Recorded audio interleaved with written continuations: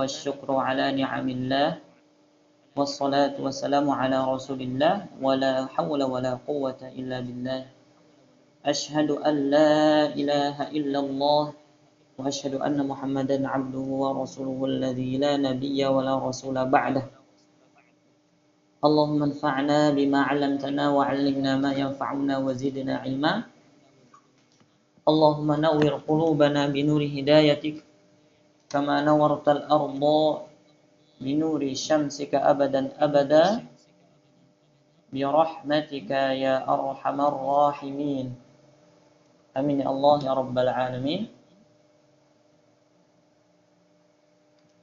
Baik, mari kita buka awali penjumpaan kita pada malam hari ini dengan melafalkan al-basmalah.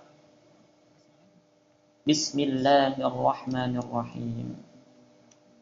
Alhamdulillah para asatidz sekalian, alhamdulillah kita dipertemukan di malam hari ini yang jadwalnya memang harusnya besok malam.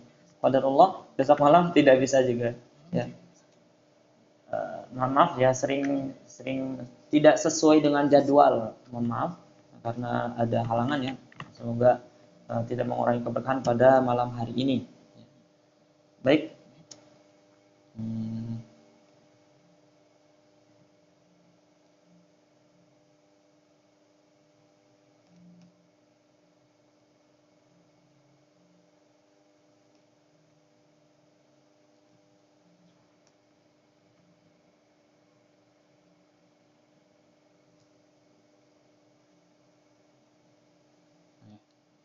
Baik.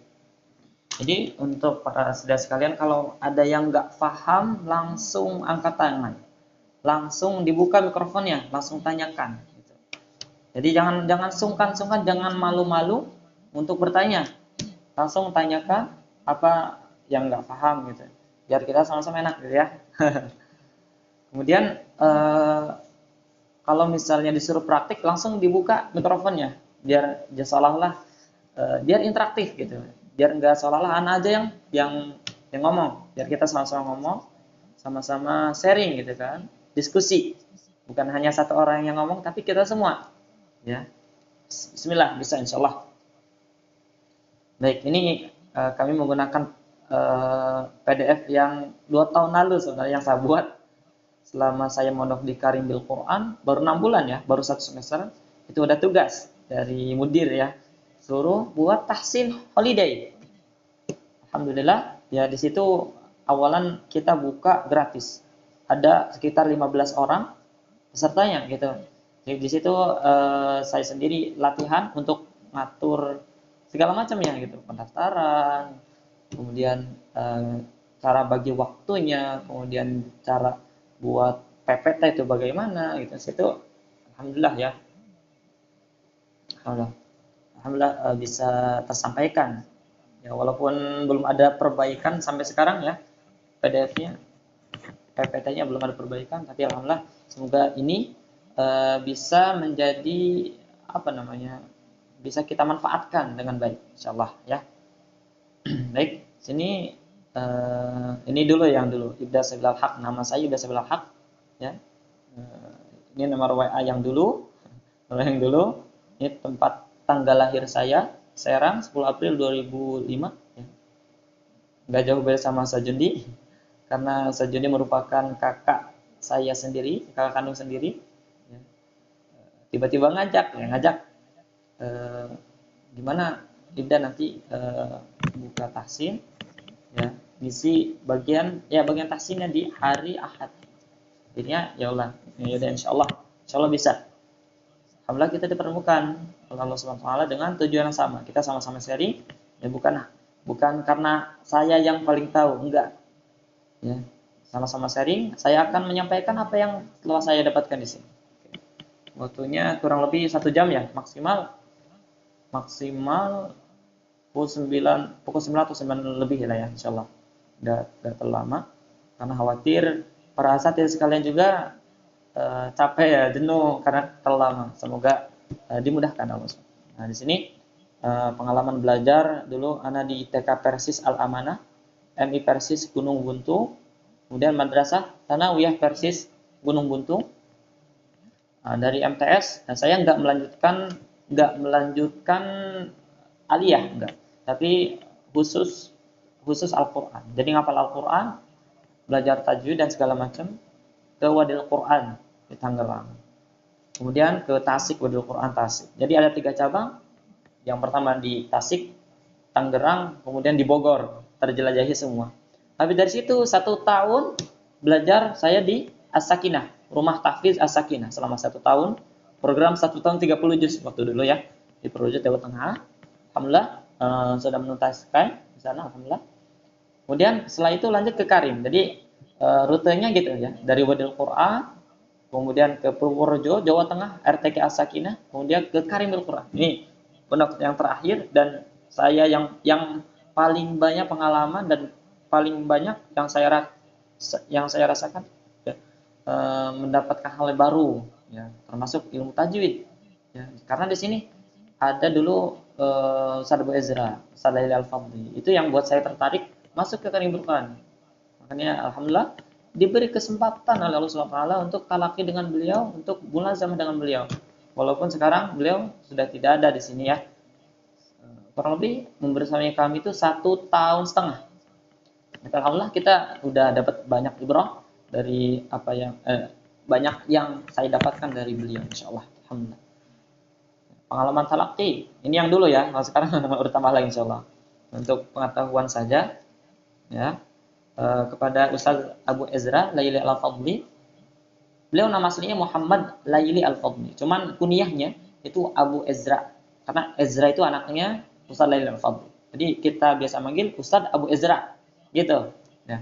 Teman-teman kalau asatidz sekalian kalau mau lihat di YouTube ada online tajwid atau itu saja Laili Al-Fadli.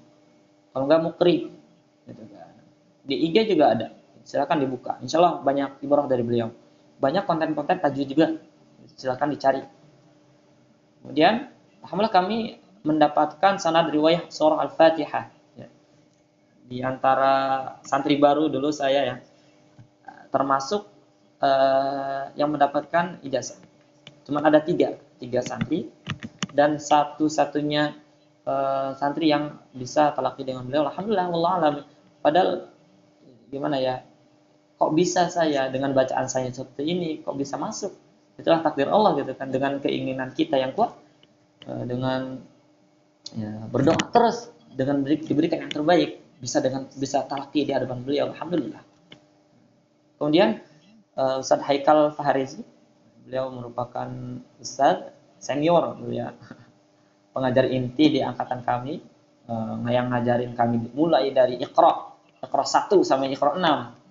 Masya Allah, dengan berbagai macam hafalan gitu kan, yang angkatan kami yang macam-macam, ada yang 30 juz, ada yang sekian juz, semuanya dimulai dari Iqra, mulai dari A, Bata, U, I, A. Makanya jangan malu-malu para peserta sekalian untuk kita belajar ulang lagi di Iqra, belajar U, I, A lagi, jangan malu, karena yang kita apa namanya fokuskan itu dimulai dari huruf dulu.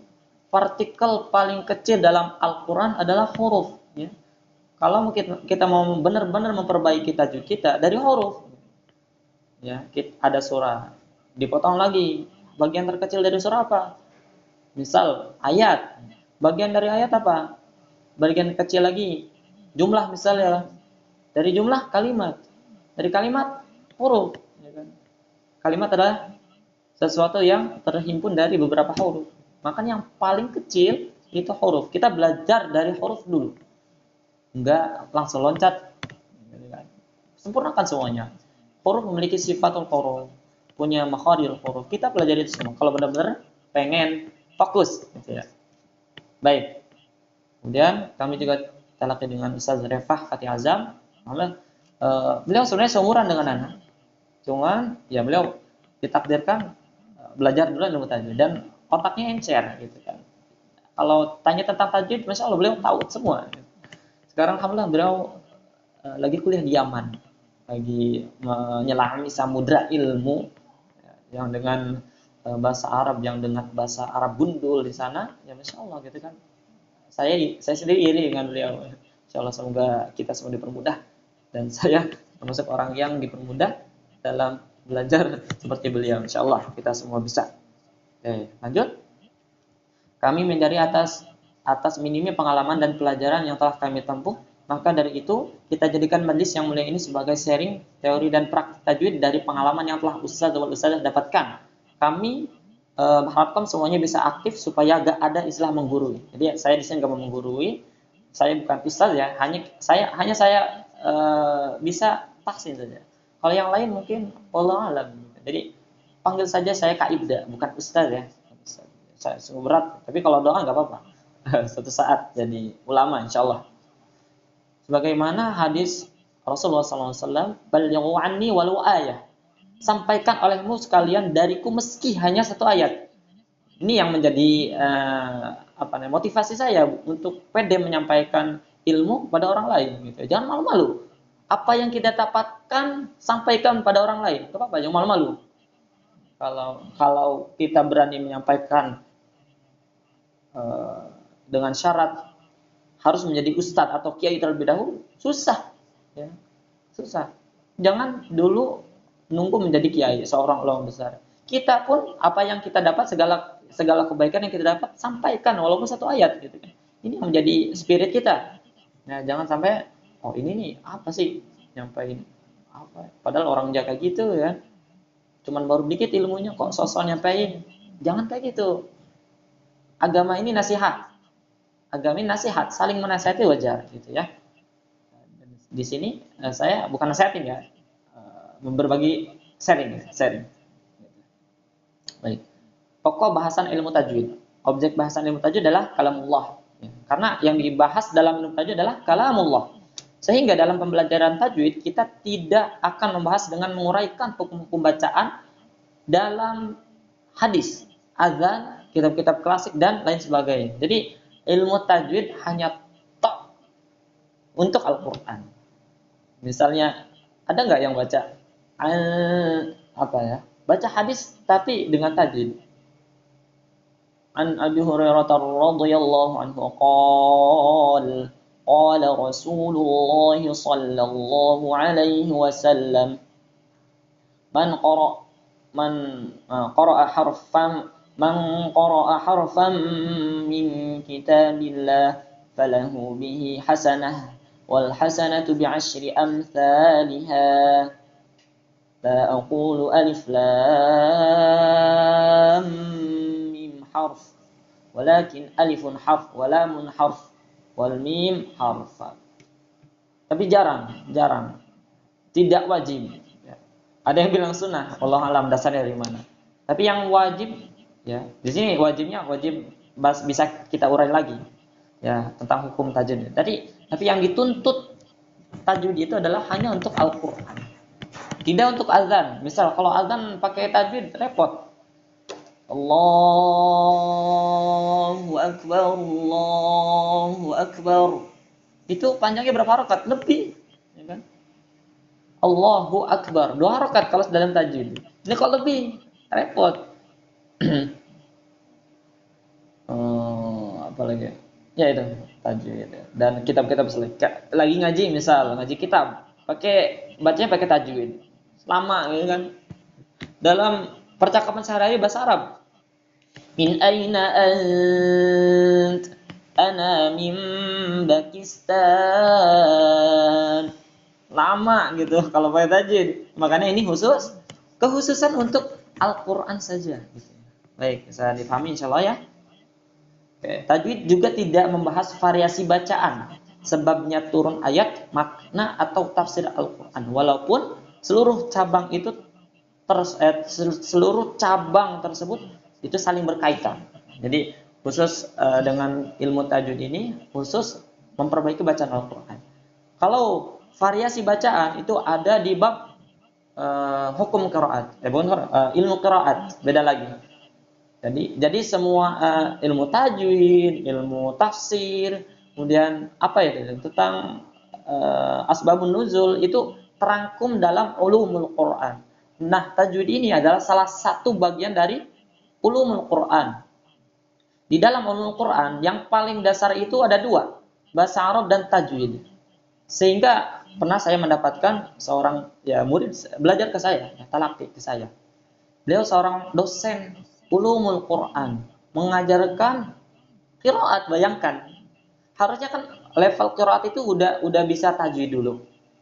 Ini kok kebalik. Orang yang sudah di atas saya levelnya kok belajar lagi ke saya, gitu kan? Makanya aneh. Tapi pas saya tanya, "Oh, kenapa belajar ke saya gitu? Kenapa kok bisa seperti ini?" Dan beliau, "Ya saya menyesal," gitu katanya. Jadi ada satu tangga yang terlewat. Beliau paham qiraat. Encer otaknya tentang qiraat. Variasi-variasi bacaan paham. Ulumul Quran bahkan banyak yang paham gitu kan. Tapi satu ilmu yang terlewat, ilmu tajwid. Makanya banyak ustadz yang menyampaikan ilmunya banyak. Cuman ketika baca Al-Quran masih kagok, masih kurang bagus ya. Banyak ya sekarang ya. Tapi kita tidak hanya melihat dari satu sisi. Walaupun mereka misalnya ulama besar lah, ilmunya udah banyak, tapi bacaan Qurannya kurang bagus, ya kita jangan celak. Ya wajar, bukan wajar ya, tapi memang ada satu fase ilmu yang kelewat. Tapi kita ya cari pandangan lain. Oh beliau nih walaupun tajwidnya agak benar, tapi beliau ahli di ilmu yang lain. Semua orang itu ahli di bidangnya, gitu. Jadi enggak kita celak-celak orang yang ulama kibar, tapi kok bacanya kayak gitu. Kita yang apa sih belum mempelajari apa-apa, kitab apa yang sudah kita pelajari, tiba-tiba ngomel gini, ngejelek-jelekin. Tapi kalau masalah ngoreksi wajar, gak apa-apa. Yang namanya kesalahan perlu dikoreksi, tapi jangan sampai menjelek-jelekan. Itu yang perlu kita tanamkan. Jangan sampai ketika telah mempelajari ilmu tajwid sombong. Ada imam dikit salah nih, gini. Enggak, dengan kita ilmu yang kita tahu, ya udah pakai dengan sebaik-baiknya, jangan untuk mencela orang lain, gitu ya. Insyaallah. Alhamdulillah. Lanjut. Manfaat mempelajari ilmu tajwid. Yang pertama adalah menjaga lidah dari lahan dalam Al-Qur'an. Nanti kita bahas nih. Yang kedua, menjaga keaslian bacaan Al-Qur'an. Kenapa? Karena Al-Qur'an diturunkan plus dengan cara bacanya. Walaupun dulu nggak ada yang namanya ilmu tajwid, nggak ada teori ilmu tajwid, nggak ada. Tapi dalam bacaan itu udah di dalamnya udah ada ilmu tajwid. Alhamdulillahi rabbil alamin. Contoh apa lagi? Kuntum khayra ummatin ukhrijat linnasi ta'muruna bil ma'ruf wa tanhauna 'anil munkar.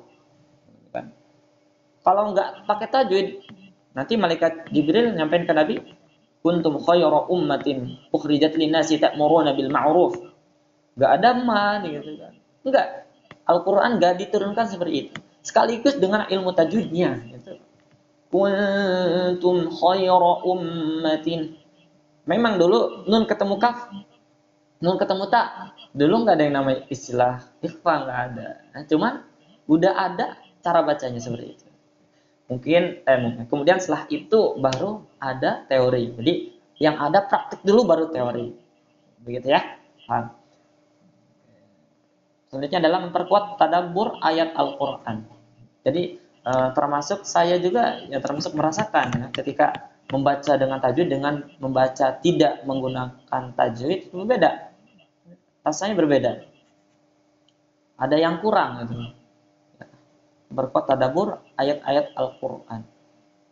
Kemudian selanjutnya menambah semangat untuk terus membaca Al-Qur'an. Mungkin nanti para saudara sekalian kalau udah di level fasih ya, udah fasih banget baca Al-Qur'an. Itu rasanya pengen terus baca Al-Qur'an. Enak didengar tuh. Beda dengan yang enggak pakai tajwid. Kuntum khayra ummatin ukhrijat lin-nasi ta'muruna bil ma'ruf wa tanhauna. Dengan yang pakai tajwid. Kuntum khayra ummatin ukhrijat lin-nasi ta'muruna bil ma'ruf wa tanhauna 'anil munkar. Yang lebih enak yang mana? Yang pertama atau yang kedua? Tentu yang kedua, lebih nikmat kita merasakannya. Gitu. Insyaallah ya kita mahlan. Dikit-dikit insyaallah memperbaiki. Selanjutnya adalah ilmu tajwid merupakan salah satu ilmu yang sangat mulia karena kedudukannya dalam Islam. Hal ini karena kaitan dengan kalamullah. Wa fadluhu, fadlu itu keutamaan. Jadi keutamaan ilmu tajwid, kenapa ilmu tajwid mulia? Karena kaitan dengan Al-Qur'an. Jadi kuncinya kayak gini. Semakin dekat suatu ilmu dengan ilmu Al-Qur'an, dengan Al-Qur'an, maka semakin mulia. Semakin jauh suatu ilmu dengan Al-Qur'an, kaitan dengan Al-Qur'an, maka kemuliaannya menurun, semakin rendah. Nah, karena ilmu tajwid membahas mengenai huruf ra, di mana makhrajnya, sifatnya apa saja, termasuk bagian dari Al-Qur'an, cara baca Al-Qur'an. Kaitannya sangat erat, makanya sangat mulia. Saking dekatnya kaitan ilmu tajwid dengan Al-Qur'an, maka termasuk ilmu yang mulia gitu. Makanya Masya Allah. Ilmu tajwid ini ilmu yang lumayan mahal ya. Karena kalau kita udah bisa nih, kita pede untuk menyampaikan, bayangkan satu huruf kita membaca Al-Qur'an itu 10 kebaikan, belum lagi dikali lipat segala itu. Kalau yang kita ajarkan satu huruf bisa cara baca yang benar, kemudian orang itu mengamalkan, misal maji itu di Ramadan, hatam 10 kali. Bayangkan berapa huruf, berapa kebaikan yang kita dapat dari mereka gitu kan. Akibat apa? Pahala jariah yang kita ajarkan. Karena salah satu pahala jariah itu ilmu yang bermanfaat. Kalau mereka terus menerus dimanfaatkan ilmu yang didapatkan dari kita, Masya Allah, bagaimana apa namanya pahala yang kita dapatkan dengan syarat kuncinya ikhlas dengan ittiba, mengikuti dan ikhlas. Insya Allah, ya, Insya Allah ini yang sangat mulia gitu kan. Insya Allah mudah dan mulia Insya Allah. Kita semua bisa, nggak ada yang nggak bisa. Baik, ini hukum mempelajari tajwid secara teori ya. Sebentar. Masalah hukum dilewat dulu ya, dibahas nanti. Kita langsung masuk ke ini dulu. Kesalahan dulu, insyaallah. Untuk hukum insyaallah diingatkan ya, insyaallah kalau nggak lupa kita bahas di pekan selanjutnya. Pekan selanjutnya jangan ada yang nggak hadir ya. Biar dapat semua, biar rata. Berkaitan dengan ini terkait kesalahan ya. Kesalahan dalam membaca Al-Qur'an. Mayoritas ulama itu berpendapat ketika kita membaca surah Al-Fatihah dengan sengaja kemudian salah terjatuh pada kesalahan ya, kesalahan jali atau yang nampak, sangat nampak, merubah huruf contohnya, itu bakal mendapatkan membatalkan salat. Membatalkan salat. Contohnya berkaitan dengan huruf seperti mengganti satu huruf dengan huruf yang lain dan menambah atau mengurangi huruf gitu. Dalam surah Al-Fatihah ayat yang kedua, harusnya cara baca yang benar apa yang di kiri itu? Pakai ha. Alhamdulillahi rabbil alamin. Ha, bukan ha. Al-alamin, bukan al-a. Kalau kita membaca yang di samping kanan, yang bacaan salah, Alhamdulillahi rabbil alamin. Lihat baca tuh, lihat artinya. Alhamdulillah, segala puji bagi Allah. Rabbil alamin, Rabb semesta alam. Alam, ya. Kalau alhamdulillah, segala kehancuran bagi Allah. Rabbil alamin, Rabb orang-orang yang sakit. Bayangkan tuh, di mana apa namanya? Berbanding kebalik dengan makna yang sesungguhnya. Tuh, makanya ini penting.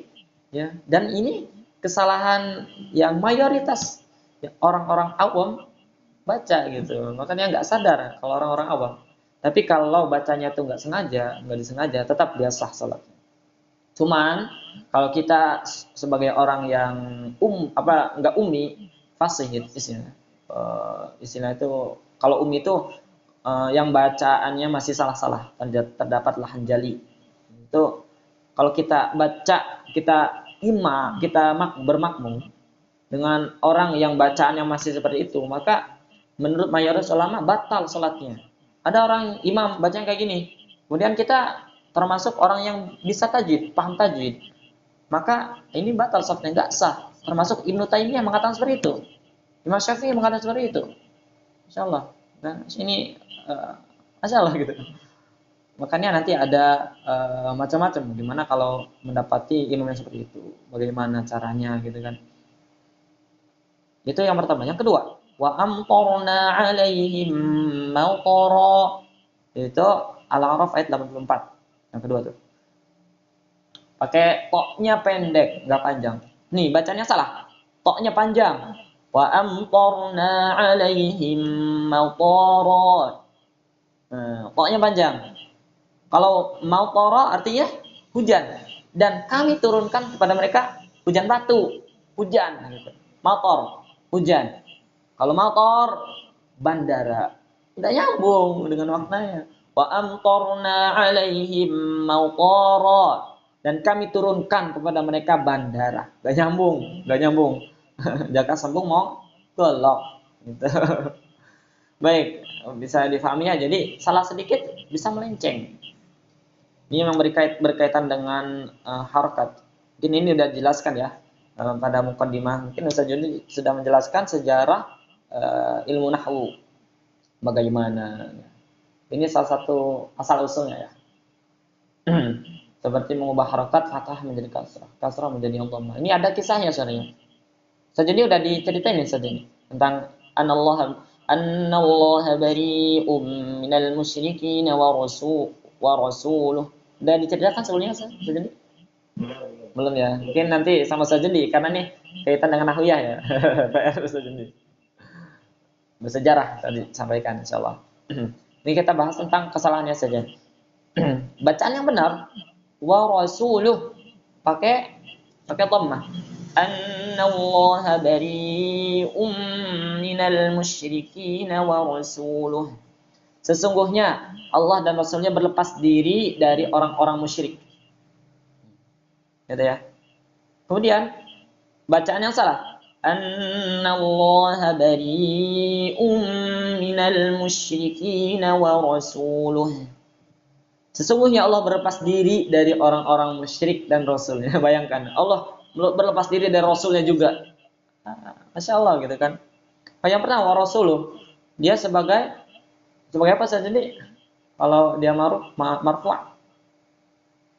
Anallah bari minal musyrikin wa rasuluh. Sebagai apa kedudukannya? Fa'il, pelaku.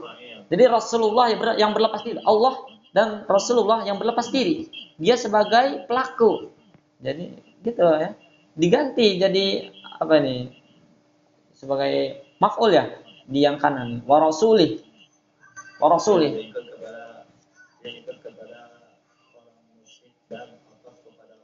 Oh ya. Jadi ngikut ke orang musyrik. Jadi Allah berlepas diri dari orang musyrik dan Rasul. Ini berbanding kebalik. Masya Allah. Salah Ustaz Joni bakal menjelaskan lebih rinci terkait sejarah dan mungkin i'rabnya ya. Insya Allah beliau yang pakar. Insya Allah. Lanjut. Ini masuk ke sifatul huruf. Insya Allah ya. Dikebut. Ada yang tahu apa itu sifatul huruf? Gimana? Para asatidzah sekalian? Mudahnya aja, gampangnya aja. Yang kemarin yang kita jelaskan. Dijawab dengan pertanyaan. Ada yang bisa jawab? Ada yang masih ingat? Iya, sifatul huruf itu apa? Gampangnya gimana? Gampangnya?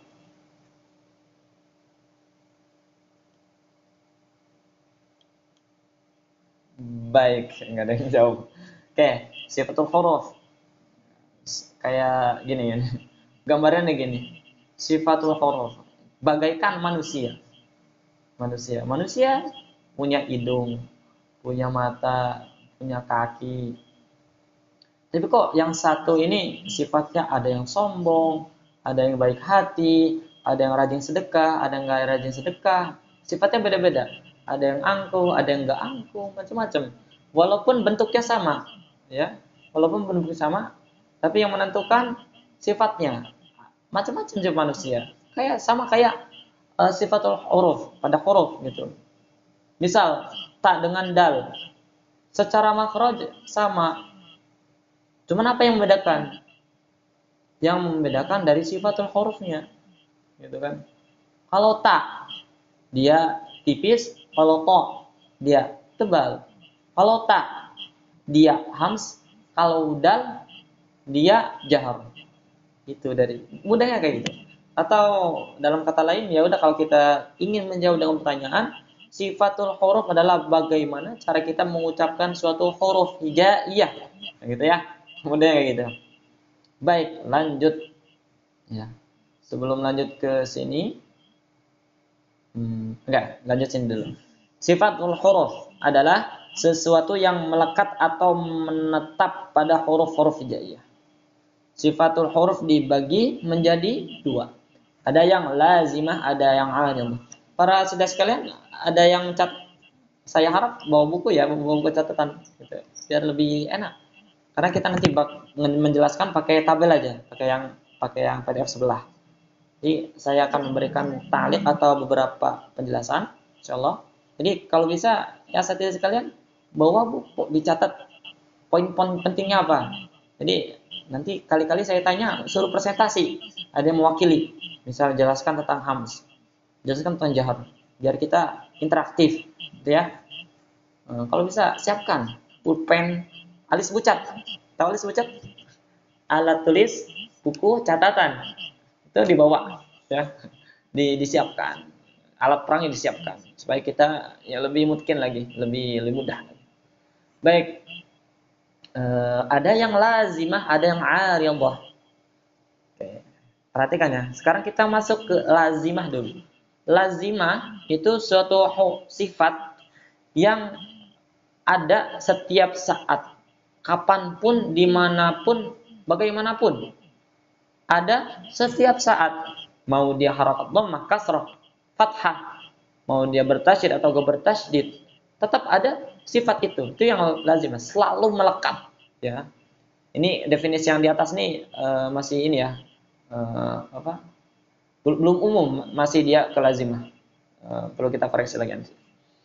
Ya, itu yang lazimah. Ini lebih ke sifat lazimah. Ya. Tapi secara umum bisa jadi. Ini ada pembagiannya. Memang sifat itu adalah sesuatu yang melekat pada huruf. Nanti bedanya kalau lazimah melekat setiap saat.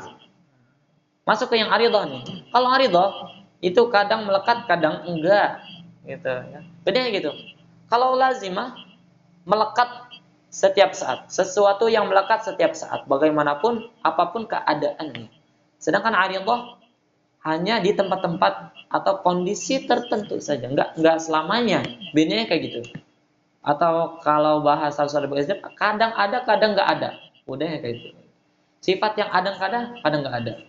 Contoh, kuntum, itu lagi, itu mulu ya contohnya. Apalagi nih?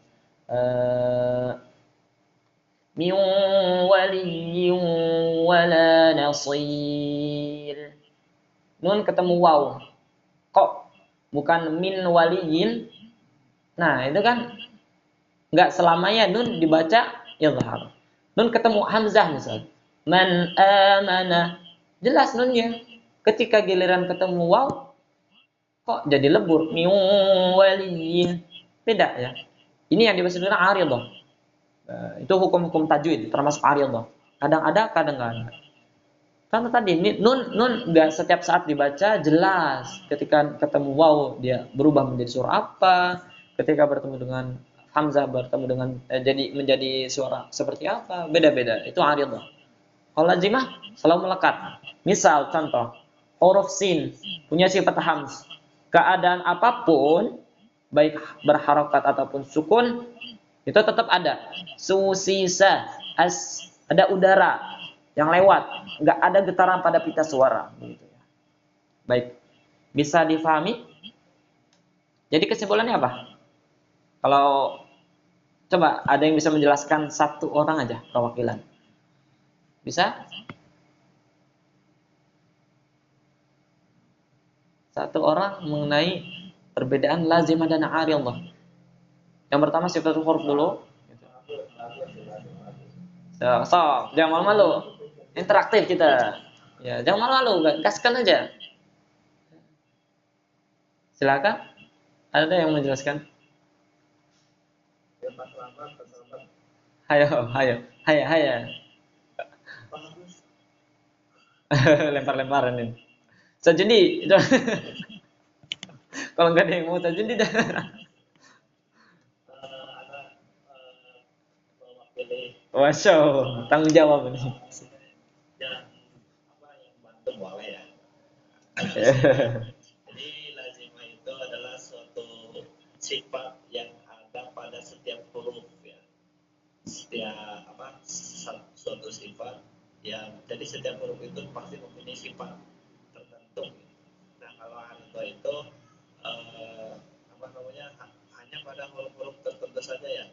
Hanya pada sifatnya itu hanya pada huruf-huruf tertentu. Bukan huruf tertentu. Nah, kalau lazimah itu ada pada setiap saat dan setiap kondisi. Bukan huruf-huruf tertentunya, tapi setiap saat pada suatu huruf. Setiap huruf pasti punya sifat.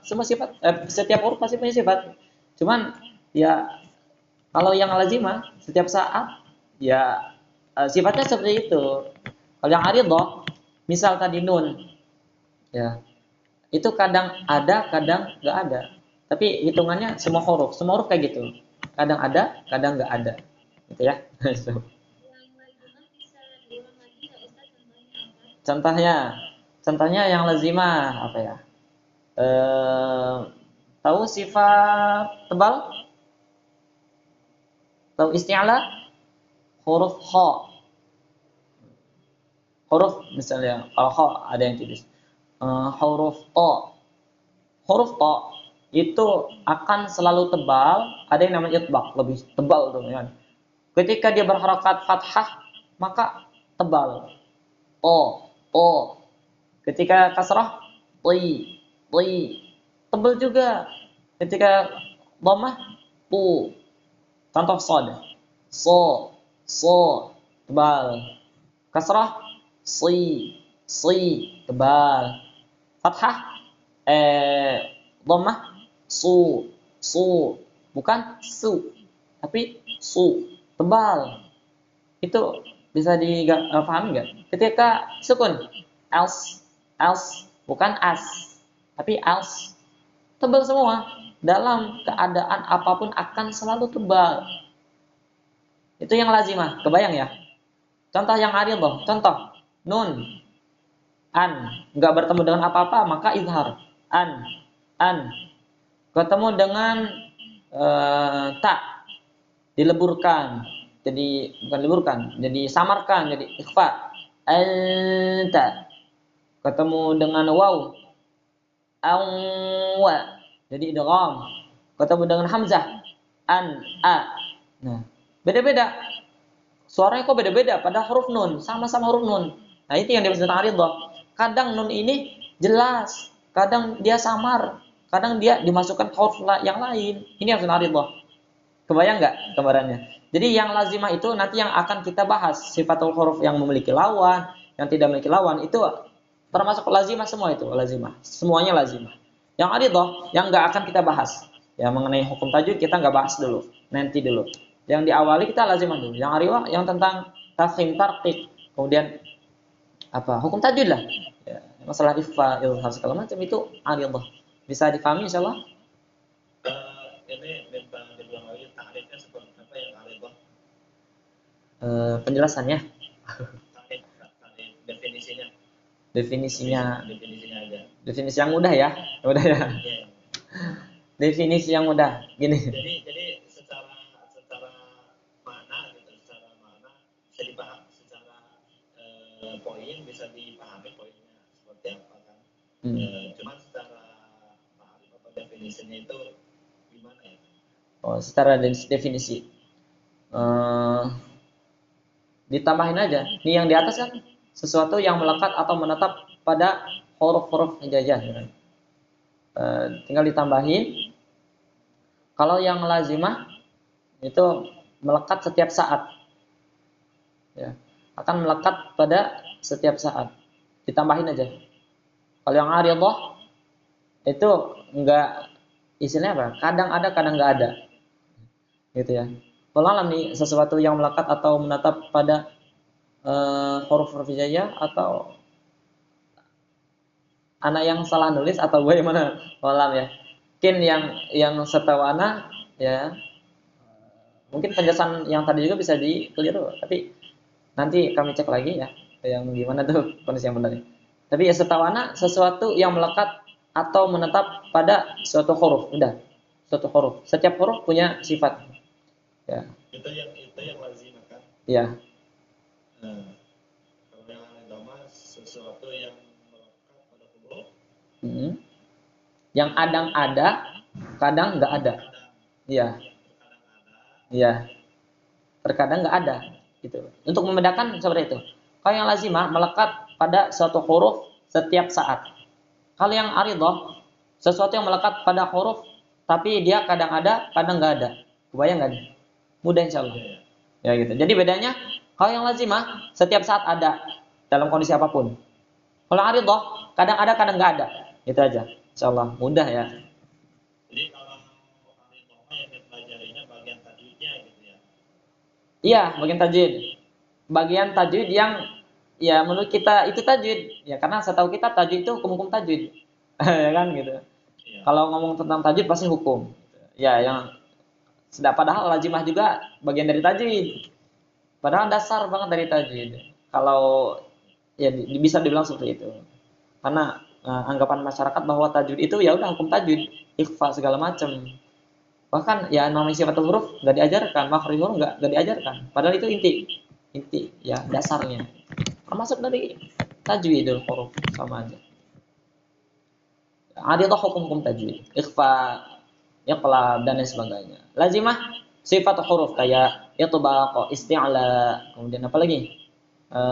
Rakhawa, syiddah, bainiyah, khafa, istitalah dan lain sebagainya. Bisa difahami insyaallah. Ada yang masih kebingungan, silahkan disampaikan. Ya.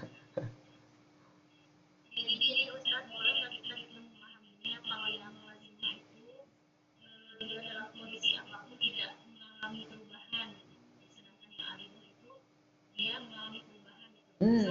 Bisa. Ya. Karena yang penting ada batasan. Yang namanya definisi sesuatu ungkapan yang bisa membatasi dari makna yang lain. Selama itu terpenuhi, ya, ada batasannya, udah kebayang bahwa ini lazimah aridah. Enggak apa-apa. Kita bisa buat definisi sendiri, ya. Kita bisa buat definisi. Yang penting difahami orang lain. Ya. Terlepas berbagai pendapat. Sebenarnya ya, ini itu terlepas dari berbagai pendapat. Ada yang mengatakan lazimah itu inilah, ada yang dibalik segala macam. Tapi yang mayoritas di buku-buku itu ya sebenarnya termasuk yang diambil oleh Ustazuna Laila Al-Fadli. Dia menerangkan seperti ini. Jadi saya sampaikan seperti ini. Saya tidak menjelaskan perbedaan pendapat mungkin ya. Mungkin dari gurunya Laila Al-Fadli, Ustaz Laila Al-Fadli, namanya Syekh Farabi. Itu berbeda pendapat mengenai lazimah dan aridah. Tapi di sini saya nggak bakal sampaikan dulu. Nanti bingung sendiri. Kita pahami dulu yang ini, bahwa lazimah itu seperti ini, aridah itu seperti ini. Terlepas dari perbedaan pendapat mengenai definisi macam-macam, ya. Nanti insya Allah kalau masih ingat dan ada waktu bisa kami sampaikan insya Allah. Cukup? Bisa dilanjut? Lanjut. Oke, baik. Lanjut. Nah, ini ada keterangannya dari tadi. Dari hari. Lazimah, sifat yang selalu melekat pada huruf hijaiyah.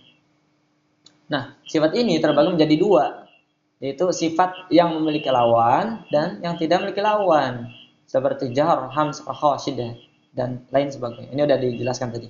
Aridah, sifat kebalikan dari lazimah, yaitu sifat-sifat yang tidak selalu melekat pada huruf hijaiyah. Jadi enggak selalu melekat, kadang ada, kadang enggak ada. Seperti tarqiq, tebal tipis, ya. Kadang tebal tipis seperti ra, enggak selamanya ra tebal. Kadang dia tipis ketika kasrah. Jadi ketika dhammah tebal, ketika fathah ra tebal. Tafkhim ya, tafkhim lah. Kayak lam, enggak selamanya lam tebal. Lillah, Allah. Lillah tipis, Allah tebal. Itu yang dimaksud mentah-mentah. Kadang tebal kan tipis gitu. Gunah juga sama gitu. Idgham sama, ikhfa panjang atau pendek dan lain sebagainya. Bisa difahami insyaallah ya. Jelas? Baik. Ini faidah mempelajari sifatul huruf. Doktorah Su'ad dalam Taisirur Rahman, kalau nggak khilaf ini merupakan syekhah, ulama wanita. Kalau nggak salah ya, Afwan. Kalau nggak salah ini istrinya dari Syekh Aiman Disrail. Beliau mengarang kitab Taisirur Rahman. Istrinya Syekh Aiman Suaid. Mungkin asal tahu kenal dengan Syekh Aiman Suaid, tokoh ulama tajwid zaman sekarang yang kemarin viral yang mengomentari M-Hakik ya, jadi pakai nada yang berlebihan di komen. Ada yang tahu Syekh Aiman Suaid? Tahu? Ustaz Agus tahu? Yang ada di YouTube kan? Iya, ada di YouTube. Ustaz Hikmal. Apa ya? Hikmal. Tahu? Tahu ya? Ustaz Andri tahu? Jawab aja gak apa, jangan malu, jawab. Kalau ditanya jawab. Ya. Baik. Mengatakan bahwa setidaknya ada 3 faidah mempelajari sifat dan sifat-sifat huruf hijaiyah. Yaitu yang pertama, dapat membedakan huruf-huruf yang makhrajnya sama. Seperti tadi, sin dengan shad. Kita nggak bakal bisa bedakan kalau kita nggak belajar, susah membedakannya. Bisa, cuman kalau lebih paham sifat huruf, insya Allah bakal ternyata gini loh yang menyebabkan dia ini tebel, gitu kan. Bisa membedakan. Ternyata sin tipis ini karena dia sifatnya istifal. Shad tebal karena dia punya isti'ala. Gitu. Padahal makhrajnya sama. Sin, as, shad. Coba kita segunkan. Ini aliran sin. Aliran shad.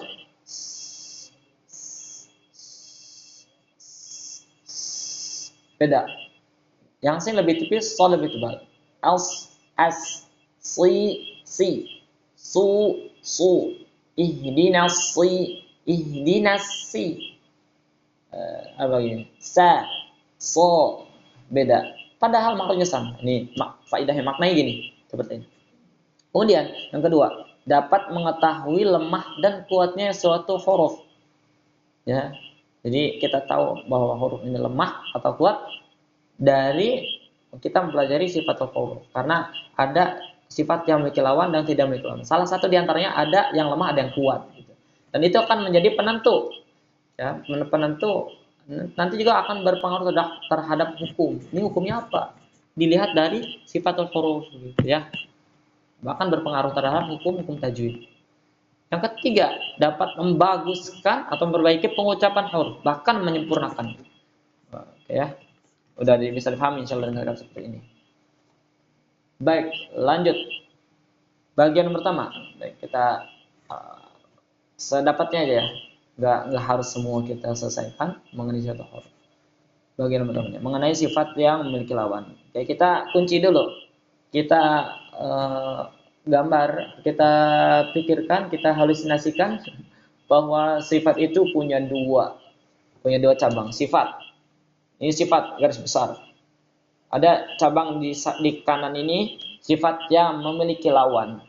Yang kiri yang di sini sifat yang tidak memiliki lawan. Kegambar ya, memiliki lawan, tidak memiliki lawan. Nah, sekarang kita bahas yang di sini. Yang memiliki lawan. Baik.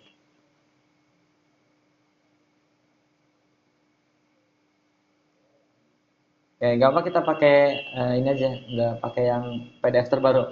Insyaallah. Paling nanti kalau ada tambahan kita beralih ke PDF. Ada yang beberapa sifat gak ditulis di sini. Oke, yang pertama berhubungan dengan aliran udara. Dikunci dulu juga ya, masukin dalam otak. Sifatul huruf. Nah, sekarang kita bahas bagian yang kanan, yang sebelah kanan. Bagian sifat yang memiliki lawan. Terus cabang lagi tuh, cabang lagi berhubungan dengan aliran udara. Kunci lagi, fokus ya. Berhubungan dengan aliran udara. Ada dua cabang lagi, ya. Ada yang namanya jahar dan hams. Dari kaitan dengan udara itu ada yang namanya jahar punya lawan hams. Jahar, hams, gitu ya. Jahar, hams. Jahar secara bahasa, bukan secara bahasa nih udah di mana. Kalau jahar secara bahasa nanti repot ya. Nanti apa kalau kita dikaitkan dengan ilmu fikih repot juga. Bacanya jahar keras. Bacanya sir pelan gitu kan. Tapi secara ini udah diterjemahkan sebenarnya. Udara tertahan. Al-hams, al-hamsu, al-jahru. Al-jahru udara tertahan. Al-hamsu udara mengalir. Ini penjelasannya. Ham secara bahasa artinya samar atau tersembunyi. Ini secara bahasa, ya. Dan kita jangan sampai matokkan suatu itu dengan makna secara bahasa, karena kadang beda. Makna secara bahasanya apa, secara istilahnya apa, gitu kan? Kadang beda. Tapi yang menjadi patokan adalah makna secara istilah. Secara istilahnya apa? Gitu kan. Ini kan samar tersembunyi secara istilah hamsnya. Secara istilah, makanya beda nih, nggak nyambung. Mengalirnya udara saat mengucapkan huruf-huruf hijaiyah, yakni udara lolos begitu saja ketika melewati pita suara sehingga pita suara tidak bergetar.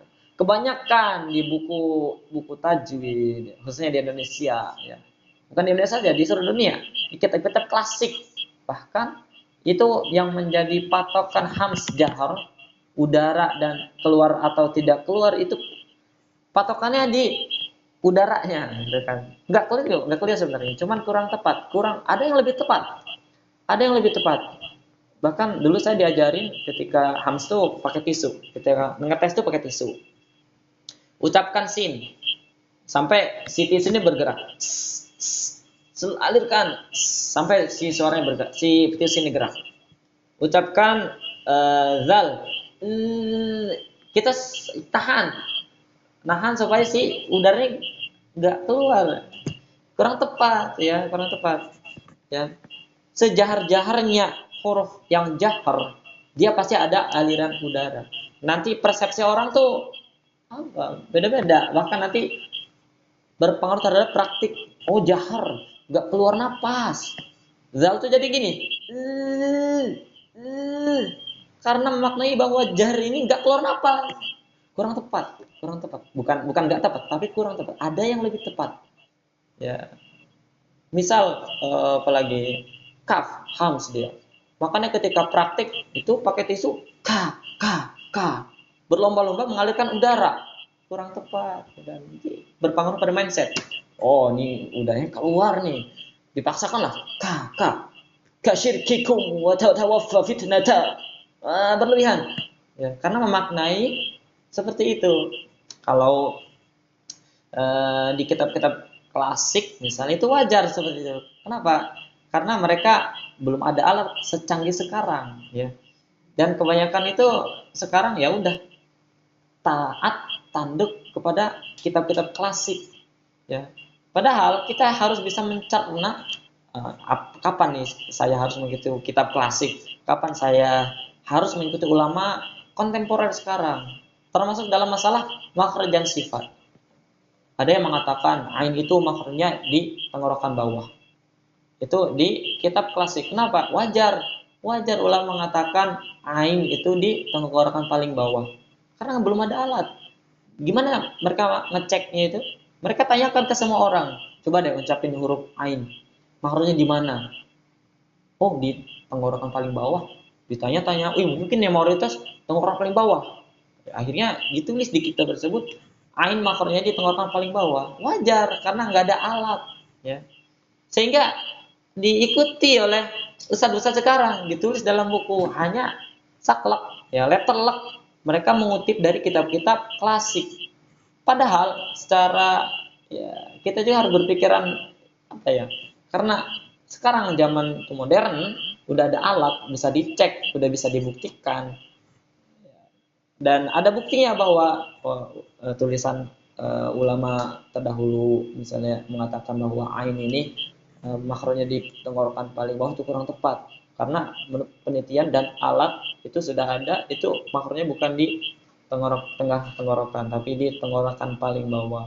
Nah, kita ikutin. Jangan sampai letter luck. Kitab klasik kok pasti benar, udah teruji, ya kan? Enggak seperti itu. Mungkin ada beberapa yang harus kita kembali kepada kitab klasik, ya. Ada beberapa hal yang perlu kita kembali kepada realita hari ini, gitu kan. Jangan tunduk begitu saja. Bisa difahami insyaallah ya. Dan cara mendeteksi hams dan jahr yang paling tepat adalah di pita suara. Pita suara coba nih ya. Kita lihat dulu. Nih pita suara, lihat nih. Nah, kalau dibongkar taruh kamera di dalam mulut itu seperti ini ya. Tuh, ada yang membuka, itu yang hams membuka. Aliran nafas, antum nafas itu hams. Suara asli hams ya alif nafas, antum nafas biasa kayak gini. Nih di sekitar sini. Jakun ya. Kadang ada orang yang salah memposisikan tenggorokan paling bawah di sini nih, sini sampai ke dada. Bahkan ya salah, itu salah. Di dekat jakun. Jakun belakangnya lagi nih, pita suara di sini. Suara di sini. Banyak orang yang mengatakan pita suara di sini nih. Tenggorokan paling bawah, tenggorokan tengah, tenggorokan atas. Keliru. Tenggorokan tengah, tenggorokan paling bawah, tenggorokan tengah, ini baru tenggorokan atas. Harusnya seperti itu. Pembagian bukan ini. Enggak, itu salah. Kebanyakan pengajar tahsin dan perlu kita koreksi, ya. Yang benar yang mana? Ya, kita harus tunduk dengan ilmu yang ada pada saat ini. Ini di sini. Ini pita suara. Ini posisinya. Kadang pita suara ketika melafalkan huruf hams. Kadang pita suara ketika melafalkan huruf yang jahar. Gitu. Jadi alurnya seperti ini. Si paru-paru itu mengalirkan nafas hingga sampai melewati pita suara. Sampai sini ya. Tuh, kebayang ya? Si paru-paru memompa udara, masih udara nih. Masih udara. Kemudian si udara itu ada yang lolos begitu saja melewati pita suara karena si pita suara membuka, ya, nggak menutup seperti yang jahar. Dia membuka, makanya alirannya kayak aliran nafas. Antum nafas. Nah, itu hams. Dari udara menjadi udara, nggak diubah. Bedanya sama jahar, itu udara yang dipompa oleh paru-paru melewati pita suara, itu disaring. Ada sebagian menjadi udara, ada yang menjadi suara. Kenapa kok bisa suara? Karena si pita suara bergetar. Ini bukan menutup ya, ini bergetar nih. Sebenarnya ini gerak dia. Ternyata itu suara asli jahar. Coba cek di dalam di pakai kamera masukin. Pasti bergetar. Nutup buka. Itu jahar. Bedanya seperti itu. Hams, udara dari paru-paru dipompa, enggak. Ketika melewati pita suara enggak berubah. Jadi udara keluar menjadi udara. Jadi aliran nafas. Kalau jahar dari udara diubah menjadi suara. Jadi terdengar kalau kita mengucapkannya. Seperti itu ya. Kebayang? Itu jahar. Itu yang paling efektif mendeteksi dia jahar atau hams. Ya, baik. Bisa difahami atau masih keliengan nih? Saya belum tuntasnya karena kita jahar juga belum dibahas. Hams secara itu ya, deteksi. Cara mendeteksinya adalah sekunkan huruf hams, kemudian cek pakai tangan Anda ada getaran atau tidak. Coba ucapkan huruf sin. Ucapkan, sekunkan. Pegang pita suara asatidz sekalian. Ada getaran enggak? Ada getaran? Coba bilang kalau ada. Oh, enggak ada. Enggak ada, Ustaz. Enggak ada ya? Enggak ada. Terbukti kan? Enggak ada. Di tenggorokan. Iya, di tenggorokan bebas mau yang mana, terasa kok. Intinya di tenggorokan sini, pegang. dipegang, sentuhkan. Ada getaran nggak ketika mencet mesin? Nggak ada. Ya. Coba bandingkan dengan huruf zai. Z, z. Pegang pita suaranya. Ada getaran nggak? Z. Kerasa getarannya? Rasa ya. Kebayang ya? Coba. Coba sekarang huruf zal. Hamzah jar. Kenapa? Kenapa jahar? Kenapa dia jahar? Itu mudah. Gampang ya, insya Allah mendeteksinya. Kita harus bisa deteksi ini hamzah atau jahar. Bukan hanya dari udara, itu kurang tepat. Gak ada udara, ditahan. Kaf, ka, ka. Oh, harus ada udara nih. Biar hamzahnya sempurna loh, gitu. Ka, ka. Gak gitu konsepnya ya. Ubah persepsi kita. Gak salah, cuma ada yang lebih tepat. Ya. Kalau pakai dua-duanya nggak apa-apa, nggak ada yang. Tapi yang menjadi patokan adalah pita suara menurut ilmu yang sekarang, yang ada sekarang. Kita mengikuti ilmu yang sekarang. Oke, lanjut. Hurufnya itu ada ini dalam matan Jazariyah ya. Ada mahmusuha fahathahu syakhsun.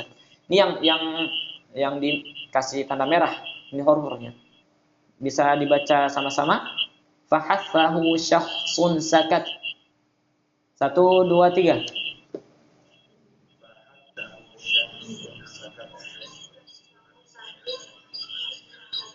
Masya Allah. Sekali lagi nih, dengar baik-baik, kemudian praktekkan. Fahathahu syakhsun sakat.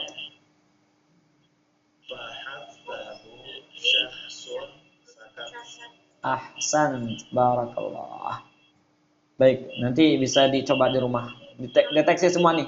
Fa, ha, fa, ha, af. Coba kita urutkan. Pegang pita suara kita. Apakah ada getaran? Af, ah, as, ash, as, as, ak, at. Gak ada getaran. Cuman kaf dan ta ini ciri khas. Kemudian deteksinya gimana gitu. Itu berbeda ya, huruf kaf dan ta. Tapi secara umum semuanya nggak bergetar. Coba ucapkan selain fahathahu syakhsun sakat. Apa selain itu?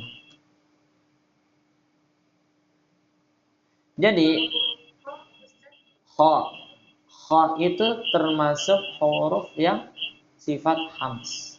Makanya ketika mengucapkan itu kalau bisa dahaknya dikurangin. Kadang kita diajarin dulu itu kha itu kayak buang dahak. Kha sehingga bergetar gitu. Tapi secara sifat walaupun dia bergetar itu bukan getaran asli. Getar itu karena kha itu makhrajnya di tenggorokan atas, berdekatan dengan pita suara. Kalaupun bergetar ya. Tapi alangkah baiknya kita kurangi getaran karena sesuatu yang bergetar itu identik dengan jahat. Gitu ya. Makanya kalau kha lembutkan, bukan itu baik mudah kurangin cukup saja itu, kurang udaranya, getarnya nggak ada. Coba bisa nggak? Ada yang bisa meretikan? Ada yang bisa meretikan? Bagus bisa ya. Coba ucapkan kho, jangan bergetar kita suaranya. Bukan bergetar kalau gini. Coba. Bagus gimana? Disukunkan.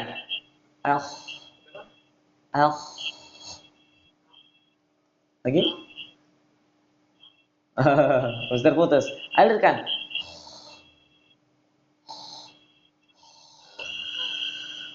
Oke, saja dia udah bagus. Insyaallah. Cuman tebalkan dikit. Apalagi di dalam Al-Qur'an tuh. Fi makhmasatin. Fi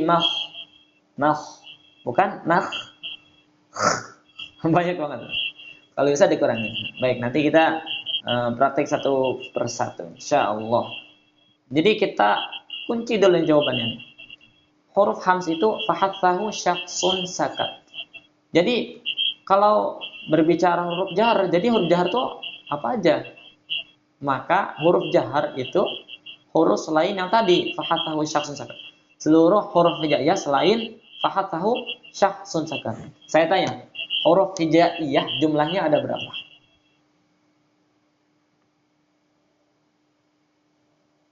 Ada berapa?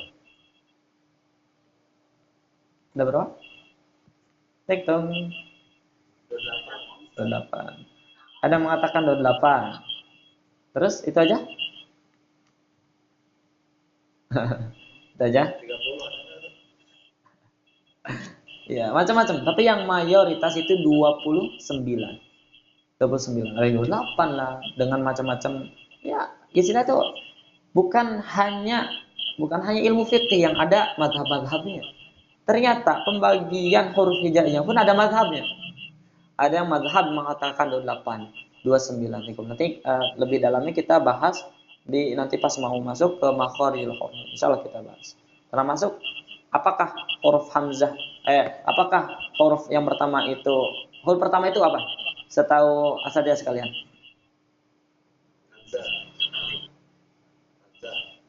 Insyaallah.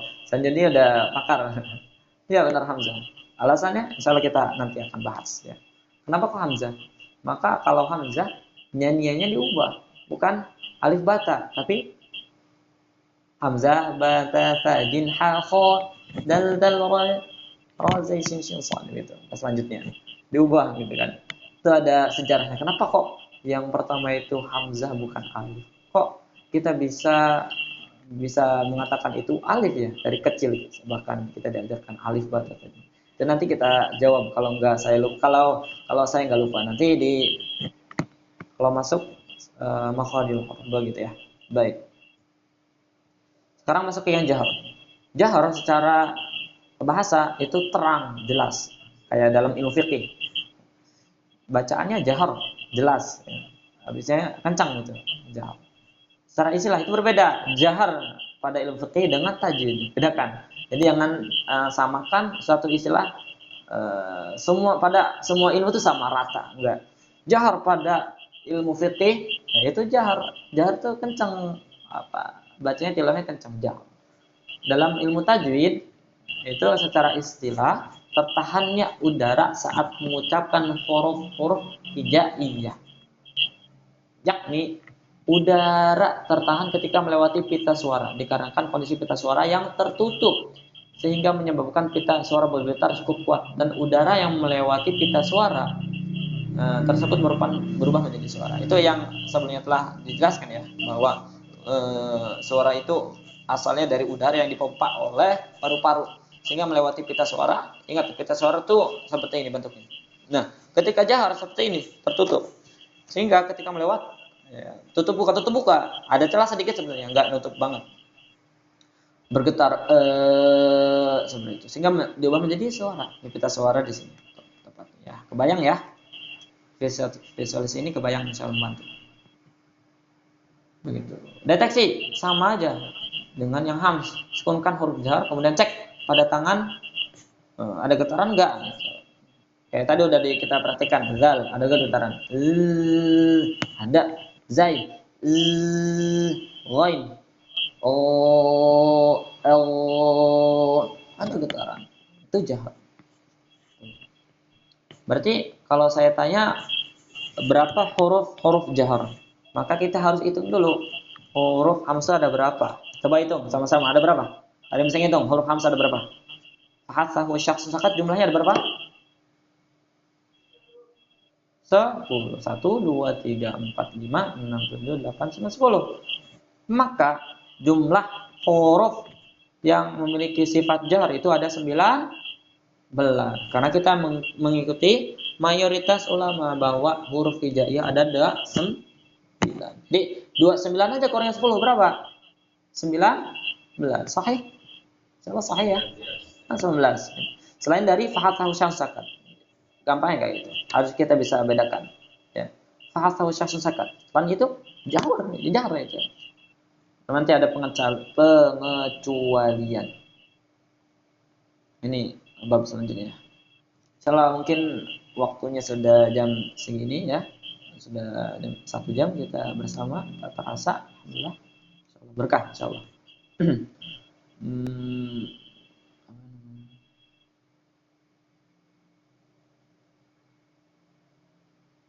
Ya. Huruf-hurufnya ada 19. Nah, nanti saya jelaskan ya huruf hamzah. Huruf hamzah. Ada pengecualian untuk huruf hamzah. Huruf hamzah sebenarnya kalau di kitab-kitab itu ada yang mengatakan, termasuk Imam Ibnul Jazari sendiri memasukkan bahwa hamzah ini jahar, bergetar pita suara. Padahal huruf hamzah itu gak ada getaran. Coba cek. Gimana cara ceknya? Hamzah itu gak ada getaran. Ada yang tahu cara ceknya gimana?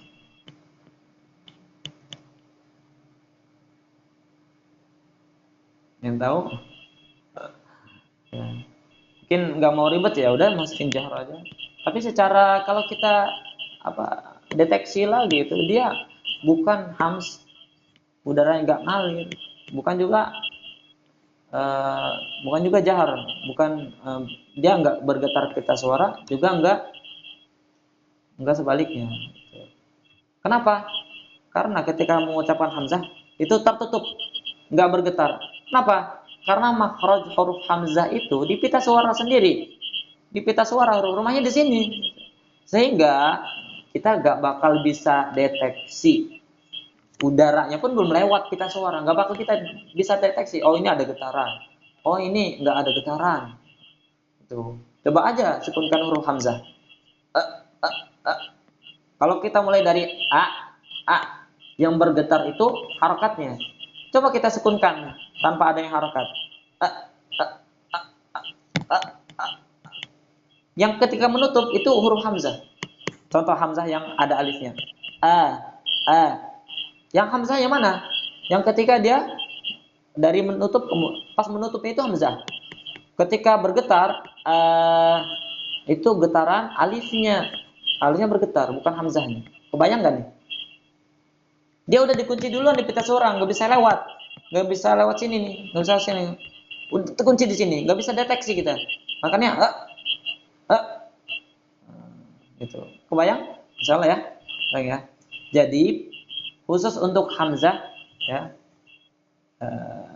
ini bukan jahar dan bukan hams. Tapi kalau misalnya ditanya sama seseorang, hamzah nih jahar atau hams? Kalau bisa jelaskan sedetail mungkin biar mereka percaya juga. Kenapa alasannya gitu?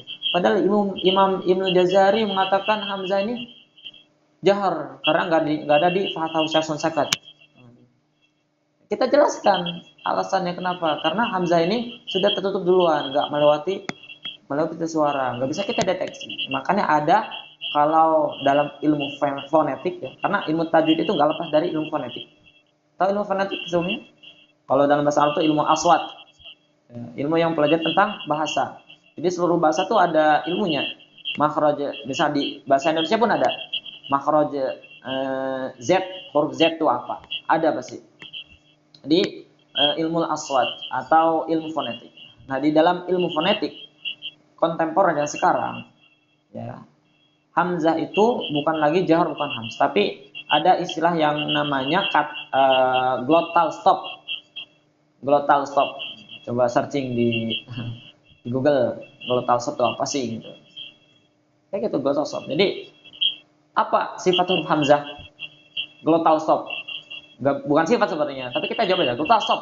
Gak bisa deteksi karena udah di stop duluan di pita suara. Begitu. Bisa difahami insyaallah? Ada pertanyaan, ada yang ingin didiskusikan, mungkin ada yang belum paham, silahkan tanyakan. Ada yang bingung, ada yang masih muter-muter, mungkin saya menjelaskannya terlalu lengkap atau bagaimana? Silahkan ditanyakan. Jadi kita bakal masuk ke yang kedua. Tadi kan mengenai berhubungannya dengan udara. Nanti pekan selanjutnya kita lanjutkan hubungannya dengan aliran suara. Ya. Jadi kunci dulu. Yang tadi tuh yang kita bahas tuh jangan campur adukin antara suara dengan udara, beda. Yang pertama yang kita bahas tadi itu terkait dengan udara. Makanya tadi saya beri judul di sini sifatul huruf. Sifatul huruf ada yang lazimah, ada yang aridah. Lazimah, aridah. Kita bahas yang lazimah di sini. Lazimah. Yang lazimah dibagi menjadi dua lagi. Ada yang memiliki lawan, ada yang tidak memiliki lawan. Kita bahas di sini yang memiliki lawan. Nah, itu ada cabang-cabangnya, ada 5 yang memiliki lawan. Yang pertama berkaitan dengan udara. Turun lagi cabangnya. Ada al-jahru, ada al-hamsu atau jahr hams. Ya. Bukan jahr, bukan hams. Hams, jahr. Ya. Jahr, hams. Bedakan. Bisa difahami, bisa kebayang? Kalau bisa di buku tuh buat tabel kayak gitu, lebih mudah. Ya. Oh, sifat lazim. Oh, arido. Tabel lagi. Ini cabangnya gini. Biar lebih kebayang. Oh, ini tuh kita ngejelasin tentang ini loh. Jadi enggak dicampur adukin. Nanti kalau ada pertanyaan enggak campur aduk. Kadang ada yang nanya kayak gitu, mencampurkan antara yang berhubungan dengan udara dan suara. Kayak kita pisahkan sama itu. Ya, insyaallah bisa dipahami ya. Baik. Ada yang tanyakan sekali lagi? Agus paham insyaallah? Ustazah Ummu tulisannya ya. Paham insyaallah? Ummu Hana? Oke, Ustazah Eli? Ibu Eli? Kayfa hal? Muhammad? Ustaz Muhammad? Paham? Paham insyaallah? Kemudian Masya Allah. Ustaz Andri. Ustaz Andri paham?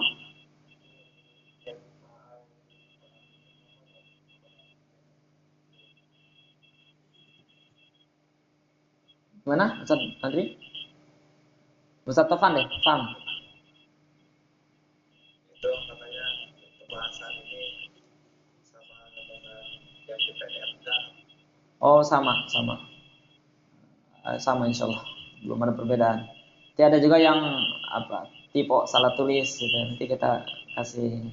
Tapi kalau bagus jangan mengandalkan PDF ya. Lebih baik tidak ditulis biar kebayang karena ada ta'liq lebih enak kita ini untuk murjahnya. Ditulis. Dikasih bagan. Ya. Mungkin ya ada yang bisa ngejelasin tentang yang ini, yang hams jahar. Cara kenapa kok bisa jahar, kenapa bisa hams? Tentang prosesnya gimana? Bisa jadi hams bisa jadi hams, bisa jadi jahar. Ada yang bisa menjelaskan? Satu aja, soalnya kita tutup. Ya. Kita sama-sama presentasi, bisa biar istilah itu diskusi ya, bukan menggurui, diskusi. Insyaallah. Fadhal. Ada yang bisa? Berani? Jangan takut salah, kalau salah disalahin. Ya.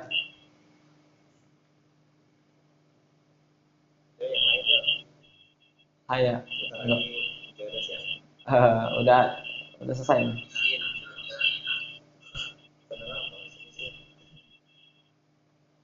Tolong sini deh. Ayo.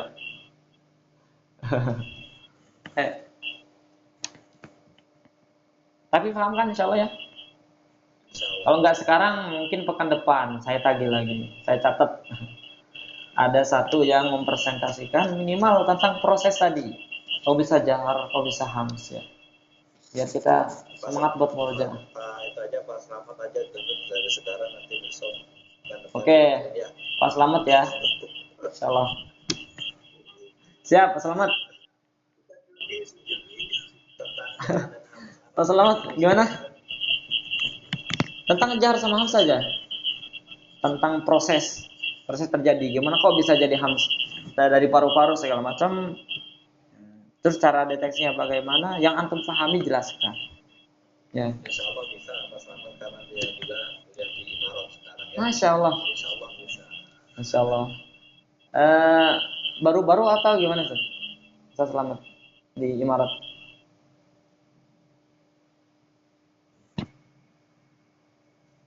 TikTok. Tolip jadi dan Oh, telah jadiin. Udah masuk. udah 1 tahun. Oh, 1 tahun.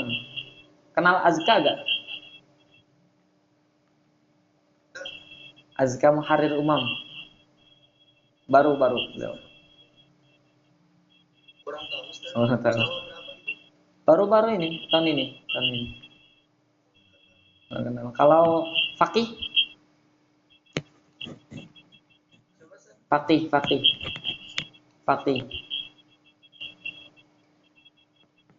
Biasanya ada ininya Ustaz mustawa berapa gitu. Oh, kurang tahu sih. Afan Ashabul Kahfi. Tahu? Enggak Ustaz, itu tahu kan. Oh, nggak tahu. Masya Allah. Banyak yang di sana di orang ya. Nggak saya tanyakan juga. Masya Allah. Tapi ikut Hima. Enggak. Oh, nggak ikut Hima. Enggak. Oh, gitu. Baik. Kalau nggak, saja dia ada yang tanyakan. Baik ya. Udah ngantuk ya? Insyaallah. Kalau bisa nanti diupload nih. Diupload di YouTube biar bisa merujak. Baik. Mungkin hanya ini yang bisa kami sampaikan. Benarnya hanya dari Allah Subhanahu wa taala, kesalahan hanya dari lidah saya yang tak bertulang ini. Mohon maaf atas kesalahan saya yang tidak disengaja. Kita akhiri dengan sama-sama melafalkan Alhamdulillahirabbil alamin. Dan doa kafaratul majlis. Subhanakallahumma wa bihamdika asyhadu an la ilaha illa anta astaghfiruka wa atubu ilaik. Jangan lupa dimurjaah kembali ya. Semoga Allah memudahkan langkah kita semua, khususnya dalam mempelajari ilmu tajwid. Terlebih khususnya lagi Allah fasihkan lisan-lisan kita untuk khususnya dalam membaca Al-Qur'an. Dalam juga Allah fasihkan dalam belajar bahasa Arab. Lidahnya difasihkan seperti orang-orang Arab asli. Ya. Amin. Kul amin. Amin gitu dong. Dari tadi gitu kan. Kalau semuanya ngomong lebih enak. Kita kayak serasa nggak ngomong di gua. Gitu. Aku qauli hadza astaghfirullaha li wa lakum. Wassalamualaikum warahmatullahi wabarakatuh.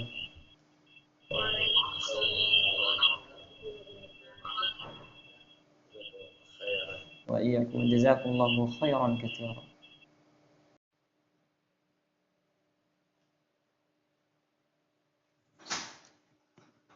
Alhamdulillahi rabbil alamin. Ya? Tahu? Enggak lihat sana.